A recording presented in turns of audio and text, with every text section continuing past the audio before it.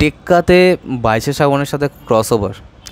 তো এই যে ব্যাপারটা, যে কপ ইউনিভার্সের সাথে যে টেক্কার ক্রসওভারের ব্যাপারটা, এইটা কিন্তু শুনতে বেশ ইন্টারেস্টিং লাগছে, কিন্তু বর্তমানে কিন্তু এই ব্যাপারটা হওয়া বা এই জিনিসটা কিন্তু একদমই ডুয়েবল নয়।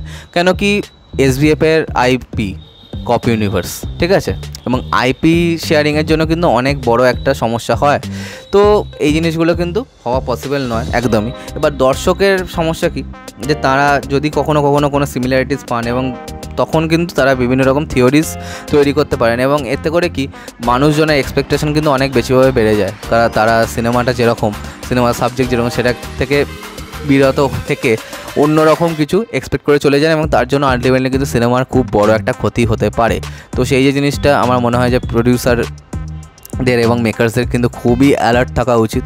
এবং এখানে ঘৃতাহুতিটা করেছেন ডিরেক্টর নিজেই, যে লেট সি বলে তিনি ওই থিওরিটাকে আমল দিয়ে দিয়েছেন। তো সেই কাজটা আমার মনে হয় যে তার করা একদমই উচিত হয়নি, কারণ এখান থেকেই কিন্তু খুব বেশিভাবে সোশ্যাল মিডিয়ায় কথা শুরু হয়েছে কমলেশ্বরবাবুর ক্যারেক্টারটা, এবং অন্যদিকে প্রবীর পোদ্দার একটা করিডোর দিয়ে হেঁটে আসছিলো, এবং তার সাথে মায়া বলে যে ক্যারেক্টারটা, তার যে দুটো ব্যাপার একই জায়গায় ছিল। তো সেই জন্য তো বাংলা সিনেমায় লোকেশনের পরিমাণ এবং মোটামুটি ওই জামা কাপড় পরে দাঁড়িয়ে যাওয়ার মতো অভিনেতার পরিমাণ এতই কম, তার জন্যই কিন্তু রিপিটেশনগুলো দেখা যায়। মেবি ভেতরে কিছু থাকতেও পারে, কিন্তু আমার মনে হয় না যে সেরকম কিছু এক্সপেক্ট করে যাওয়া উচিত। কারণ কি, তাহলে কি টেক্কা দেখার যে আলটিমেট আনন্দটা সেটাও চলে যাবে। কারণ আমরা তখন ভাববো যে কখন প্রবীর আসবে, কখন পোদ্দার আসবে। তো সেই সব ভাবার থেকে আমার মনে হয় যে এরকম কাজ করা উচিত নয়, এবং খুবই লিমিটেড রাখা উচিত একটা থ্রিলারের ক্ষেত্রে নিজেদের মনটাকে। কারণ লাস্ট টাইমে যখন দশম অবতার এসেছিলো, তখন মানুষজন কত যে থিওরিজ বানিয়েছিল, সেগুলো কিন্তু একটাও মেলেনি। এবং দুর্ভাগ্যের বিষয়, যেটা বেশিরভাগ মানুষ সবাই প্রেডিক্ট করেছিল যে জয়া আহসানি মাস্টার মাইন্ড হবে, তো সেই জিনিসটাই কিন্তু এখানে হয়েও ছিল ওই সিনেমাতে।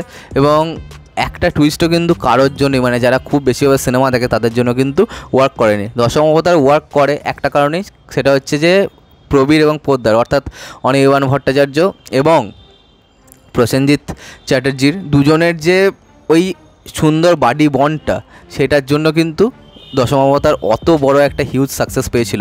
কিন্তু তাছাড়া দশম অবতার কিন্তু কোয়ালিটি ওয়াইজ শ্রীজিৎ মুখার্জির মানে খুবই খারাপ সিনেমাগুলোর মধ্যে থাকবে।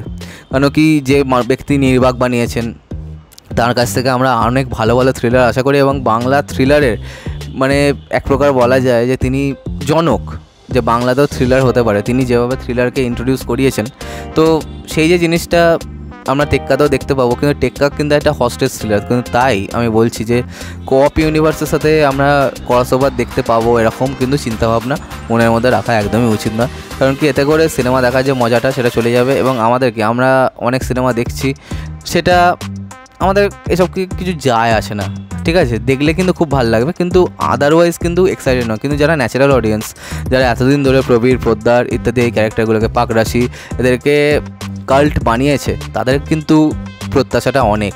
এবং দেব এবং সৃজিৎ যখন একসাথে আছেন, তাদের প্রত্যাশাটা কিন্তু আরও অনেক বেড়ে গেছে। তো তার জন্যই তারা ভাবছেন যে তারা দেব এবং সৃজিৎ একসাথে যখন এসছেন, তাহলে হয়কে নয় করে দেবেন, কিন্তু সেটা হওয়া কি আদৌ পসিবল?